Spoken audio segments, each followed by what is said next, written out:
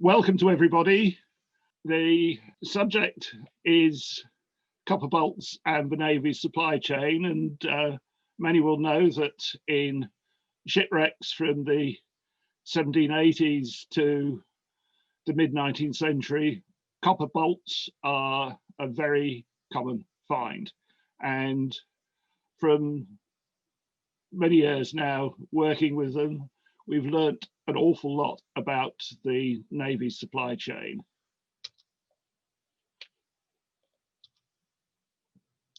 And it's all to do with these little chaps, the shipworm, and the efforts to protect the Royal Navy's ships against their depredations. And what I have discovered over the years is that the previously recorded history of the whole business is not quite right. They say that history is written by the winners. In this story, the winner was Thomas Williams, the Copper King. And this is what he said in 1799 to a committee of the House of Commons inquiring into the state of the copper mines and copper trade of this kingdom. And he was being challenged over his attempts to monopolize copper. He's saying, I believe both our Admiralty and Navy boards in consultations at the latter end of the year 1782 meant to discontinue the practice of copper sheathing, however useful it had been for a time. Unless copper bolts could be made hard for the necessary drifts of those fastenings, all the copper bolts that had been made use of to that time, having been very short ones, required no tight drifts. It was supposed that the metal was not capable of being wrought to the hardness necessary. As I was much interested in the extension of the use of copper as far as possible, at least that's honest, I naturally used all the means in my power to discover the mode of preparing copper and make it into bolts proper for all uses of shipping. While I was doing this, a number of experiments were made to form compound cast metal into bolts fit for purpose, all of which were found too brittle and unequal to the tight drifts required. But after great pains and labour with two ingenious artists of Birmingham, we found out the method of making copper bolts far superior to the very best iron ones ever made. The Navy board, after giving them fullest trials, approved and adopted them, and they ever since have been universally used to the incalculable advantage of the British Navy. This is a little bit economical with the truth. The first vessel, copper fastened below the waterline, was completed in 1769. Experiments in alloy bolts were already being made in 1771 to 3 and patented in 1779. First contract for copper bolts was issued in December 1776. The systematic copper fastening of vessels, albeit the smaller sizes, began in 1777. By 1778, schemes for copper fastenings up to ships up to 50 guns were produced. Bolts up to 8 feet in length and up to 1.5 inches in diameter was specified, and that doesn't, to my mind, is not a small bolt. A large-scale experiment was made with alloy bolts in 1781 too, and the first patent for rolling copper bolts was issued in July 1783, and it was not to either of William's proteges. This paper describes how the real story came to light. Story starts with the wreck of HMS Pomone, lost in 1811 in a collision with the Needles at the western tip of the Isle of Wight. I was asked if an analysis of the bolts from two separate sections of the wreck could show they belonged to the same vessel. The answer was I didn't know because nobody had ever looked, and we'd have a go. It actually turned out that you couldn't, because all the copper bolts at that time were pretty well of the same composition. And one is much aided in all this, of course, by the wonderful bureaucracy that the Admiralty and Navy Board were. And so there is this series of books called progress books, which list every time a ship's been in dock, what was done, and a page off to the right says how much it all cost. And this shows that Pomone was coppered in 1805 and copper repaired in 1807. A copper bolt from Pomone that is familiar to, I suspect, quite a few people. And I'm a metallurgist, so I work with samples cut from these bolts, and this is the microstructure of one of these bolts. And after analysing much copper, we found that British copper is fairly consistent in composition, with arsenic as the main impurity, a little bit of nickel, silver, bismuth, and lead.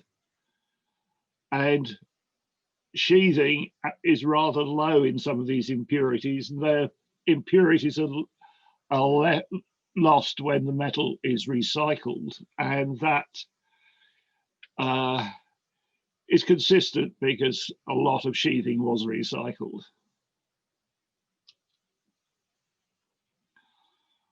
And the real starting point is with the realization that a possible solution to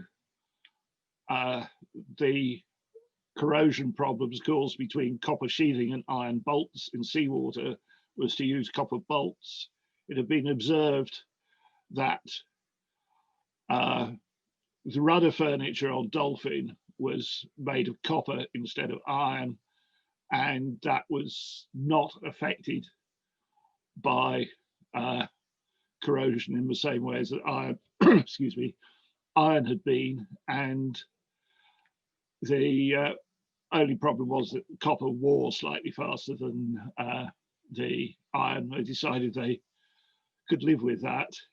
And the experiment was authorized on 20th of July 1768, and the 14-gun sloop, given the name Swallow, launched in end of 1769, completed end of 1770, and the career was spent in India and the East Indies. This is an entry from the captain's log, recording her being resheathed in the dockyard in Bombay in February 1776. Not a big ship, the ship's crew could do it all in 2 days. And there's no record of any defects. So the Admiralty deemed it a success. Sadly, Swallow was lost on the voyage home in the end of 1777.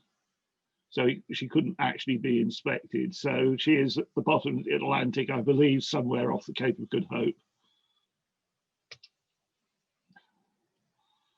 And events moved on. The Navy Board had decided that all signs were that the experiment with copper bolts had worked. And they wrote to Philip Stevens at the Admiralty in the end of 1776 concerning the converting of timber for 6 sloops and frigates to be laid down in 1777, and suggesting to their lordships at the Admiralty that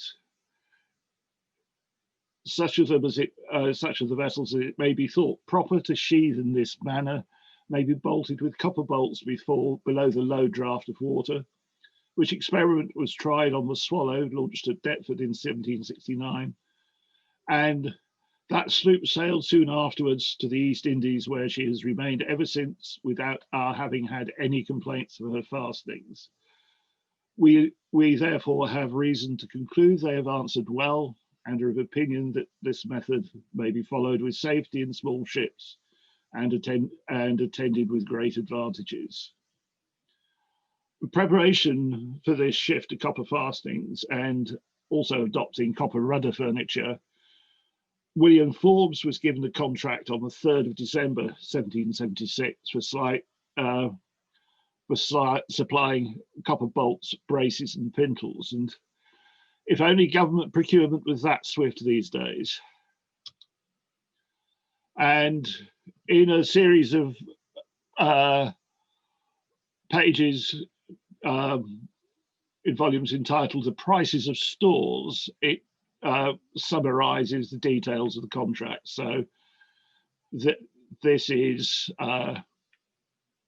contracts for William Forbes and supplying copper bolts at 1 shilling and 2 halfpenny per pound of copper, and a rebate for scrap copper going back to the Admiralty. It's possible to work. One of the pieces of correspondence lists the yard and the type of ship, and with reference to Riff Winfield's series of books on British warships in the Age of Sail, it's possible to work out exactly what the vessels were, their history, and it would be good to work on more of these because the bolts on them represent the very beginning of the technology. We have been given, lent rather, some material from Crocodile, one of this first batch. And that's a section from one of the bolts from Crocodile. And so we know that William Forbes produced the bolts by forging, not rolling, and this is the man himself. He was a son of a family of coppersmiths from Aberdeen, came down to London to make his fortune, which he very seriously did, and eventually retired back to his to Scotland, acquired a property in Falkirk and converted it into a rather splendid mansion. And when he retired, he took his business archive with him, and it is an amazing resource. And as far as I know, I'm the only person presently involved in maritime history that uses it, which is very sad. He had a workshop in London, but he didn't have the equipment to forge the bolts, so he subcontracted that to George Pengree of Temple Mills at Bisson. And ironically, they say the property was later owned by Thomas Williams. And interestingly, Thomas Williams is mentioned nowhere in the complete Forbes archive, and Williams never mentions Forbes, so one can draw one's own conclusions. Among many other things, there are the Forbes's ledgers and day books, which list what's going in and out of the workshops. And this is 16th April 1777, shipping material copper to Plymouth, 56 copper bolts, 250 wrought nails, braces and pintles, costing the labour in drilling all the holes in the braces and pintles, horseshoe plates, dovetail plates, and brass sheaves, third blocks. I mentioned earlier that there was a scheme for bolting ships of 30 and 50 guns. I've not yet come across a copy at Kew, but this is the copy in the Forbes archive. and lists for the ship the number and size of the bolts. And it does mean that if you're excavating a wreck of this type of vessel and you measure the size of the bolt, you have a chance of finding where in the ship it came from. And also, this is a slightly parallel bit of the story. Very early on, this gentleman, James Keir, was experimenting with copper bolts. He'd been serving in the army as an officer in the West Indies. He would have been aware, I think, of the coppered Navy ships visiting in the 1760s and the problems they were having with corrosion. So when he became disenchanted with the army, he moved back and had a chemical works as partner in the glass works. He had some sort of partnership with Matthew Bolton, was a member of the Lunar Society, and he did experiments with sheathing and bolts, including patenting this strange alloy of a 60-40 brass, but with 5.5% iron rather than 60%, and 54.5% copper rather than just copper, which unfortunately is a corrosion disaster waiting to happen, because it is a brass matrix with iron particles dispersed in it, and it's exactly what they were trying to get away from. But nobody had looked at metal with a microscope then, not for another century. This is a letter in the National Archives from the dockyard officers in Antigua about the experiments which were going on there. Amazingly, the bolts, which were clearly very difficult to make, and I think there are also difficulties because Keir was a very cantankerous gentleman, and neither Bolton nor Forbes could really get on with him. And so I don't know where the bolts were made, but it says when two ships were scrapped, so the iron bolts with a covering of copper, and also those of brass, were found to be in a good state, but the bolts, the composition of which the maker did not disclose, presented the most extraordinary appearance. They had not decreased in size, nor was there any alteration of smoothness of surface, but they had so completely lost their tenacity that the slightest blow was sufficient to fracture them, and when broken, they had the appearance of brown pottery, where, upon being cut, there were in some places particles of red shining metal resembling copper.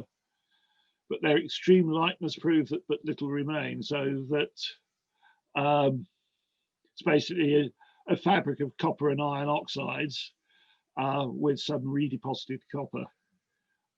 But how that has stayed in a ship for, well, they would have been built in 1781, 82, so had been on the ship for over 25 years.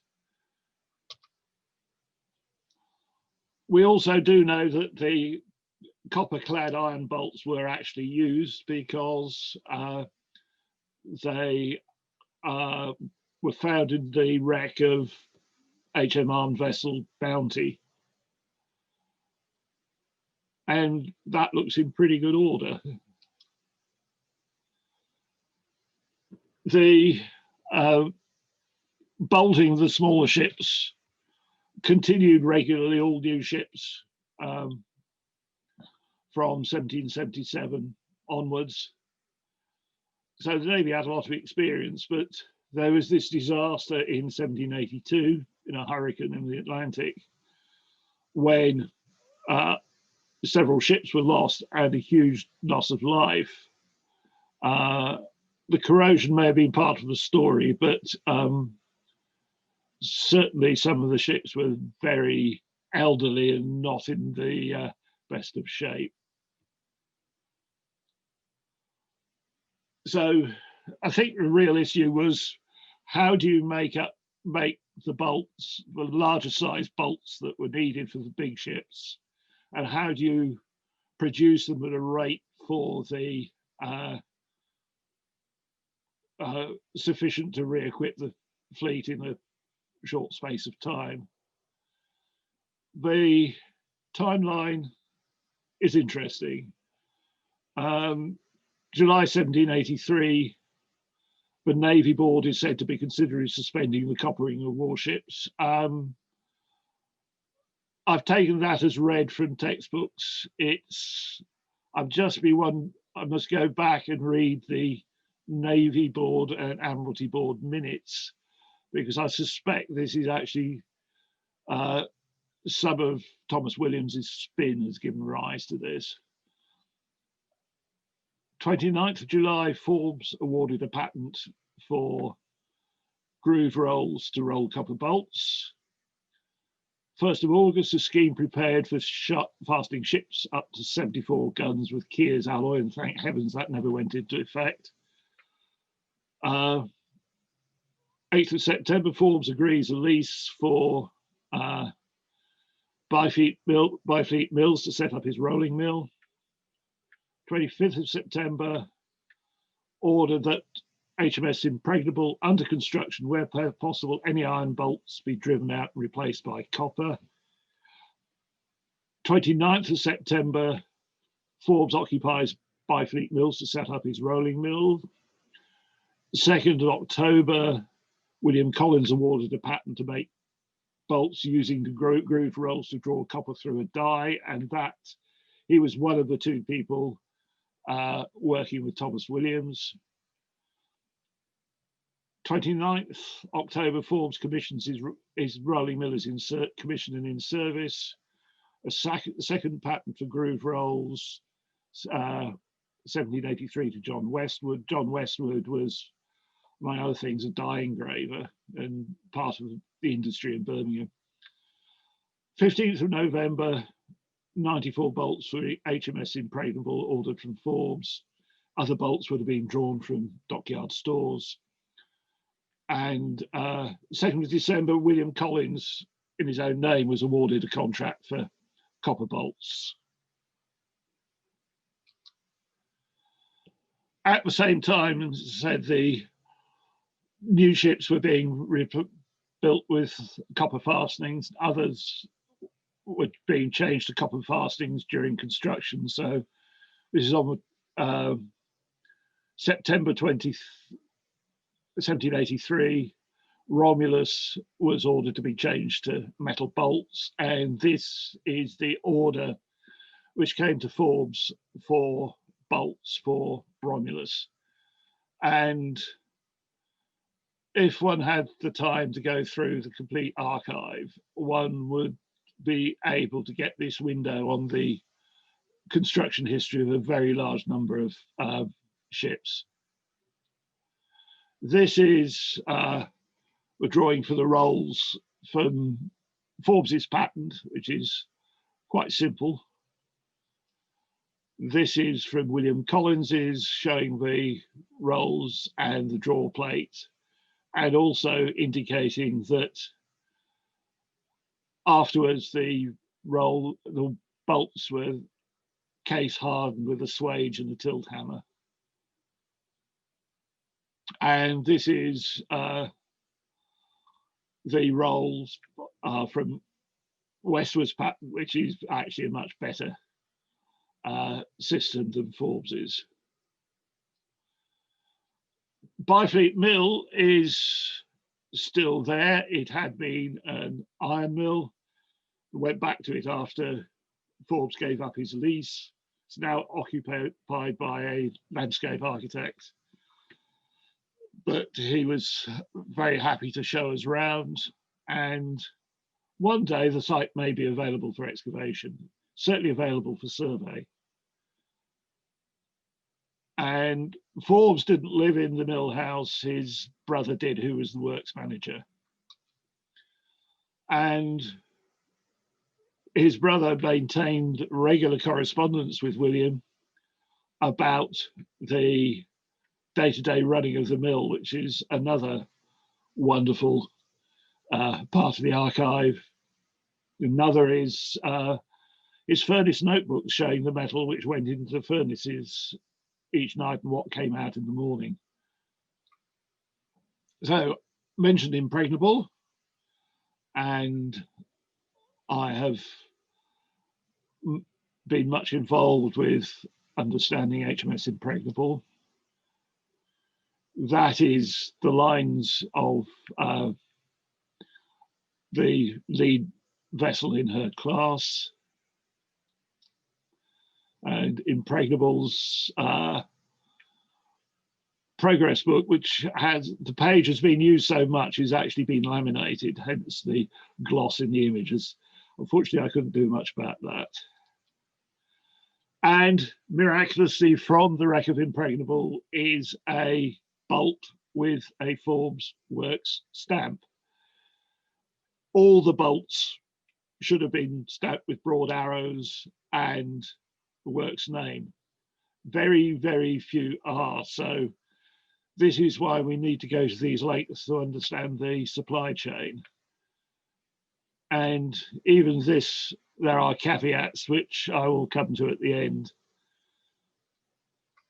And a piece of the microstructure of the bolt.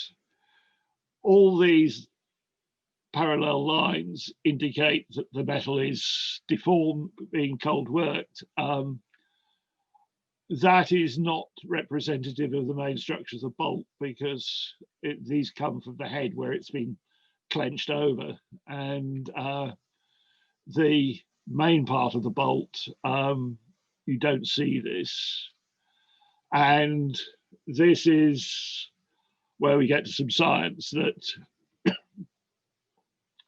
in the main part of the bolt, you get deformed grains without any other deformation markings. So my wife is a metallurgist, and she suggested using a technique called electron backscatter diffraction, and that tells you the actual orientation of each grain in the sample, and the coloured map is a map of the orientation of the individual grains.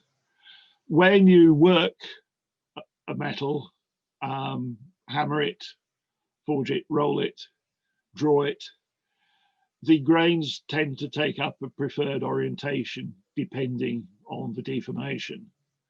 And this is proving key to what we're doing. And these images are a way of quantifying the orientations of the bolts. And this is the important one that Shirley said to me, why is a 1/2-inch copper bar got a fibre texture, the texture of a drawn wire? So I said, it has been made by William Collins's patent, drawing the copper bars through a die. And we can instantly recognize a bolt that has been made by this method, which means it's probably come from the Paris Mine Company, which was William's company. And we've really got very excited about this, and I'll say a little bit more later on, extending this work so as to try and help us understand the supply of copper rather better. I can also say that judging by the drawings of the metal mill at Portsmouth Dockyard, which was set up in 1805, and didn't have the equipment for William Collins's patent, that if you find a bolt with this texture, it must have been made between 1783, when the patent was issued, and about 1809, 1810, when the metal mill was taking over almost all the Navy's supply of copper. We can go, though what I've just shown you was done with a sample cut from the bolt, but going up to a different type of machine, we can actually do this non-destructively on the whole bolt. And this is actually the Forbes bolt from Impregnable in Engine X, the ICE's neutron source at Harwell, and doing this with neutron diffraction. And we've collected a lot of data this way about how the bolts might have been made. And don't worry about the detail, but it is possible to collect a signal from different parts of the cross section so that we can see how the texture varies across the section. And certainly some of it is consistent with the method of hammering the bolts from the inner swage as a final stage of finishing. To complete the picture, we do need a bolt that is guaranteed forged and not rolled, and that is why wrecks of ships like Crocodile at the very beginning are important to us.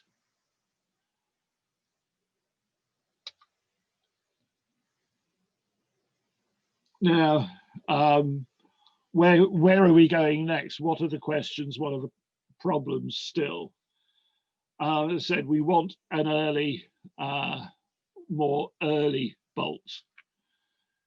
This is a section from HMS Anson, which was launched in 1781, 64 gun third rate, cut down to 44 guns. And the real question is, when a ship was rebuilt, how much was it altered? How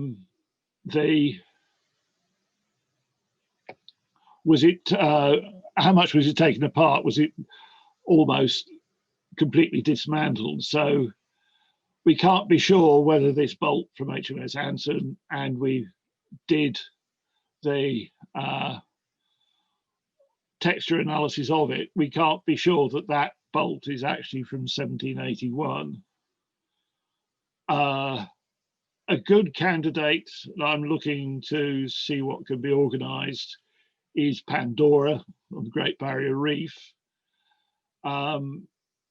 which certainly was refitted to go hunt for the bounty mutineers, but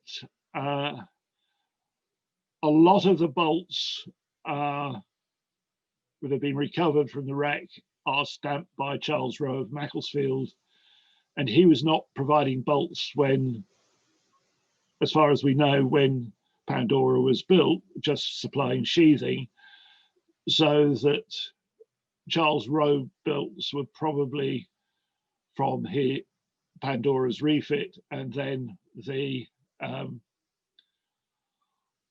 unmarked bolts might be original. So it's not an easy question, but simply because bolts aren't stamped and they all are pretty much the same composition, then we've got to go this way to finding out how the supply chain actually worked. Combining the documentary record from the National Archives with the Forbes archive is fantastic. We are learning so much from it. Unfortunately, other manufacturers have not left such a complete documentary trail.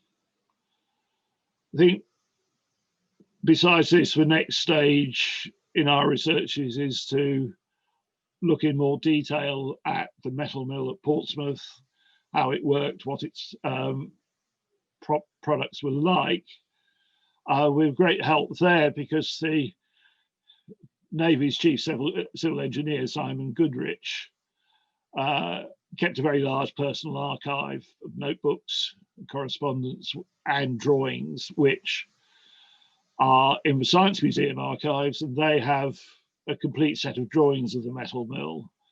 There was argument between the Navy and Pascoe Grenfell, who was the main commercial supplier of sheathing in sort of 1808 or thereabouts, about which sheathing was best. And there is a lot of discussion, and experiments were done at various stages, and that needs interpreting with the eye of a metallurgist, and that's probably going to be my next task in this line. But I hope I have shown that there is a great deal of history and metallurgy and naval architecture wrapped up in these bolts, so that that is a lot for a lot of people to get involved in. A lot of people have been involved already, so these, I say thank you to all these, and thank you for your attention.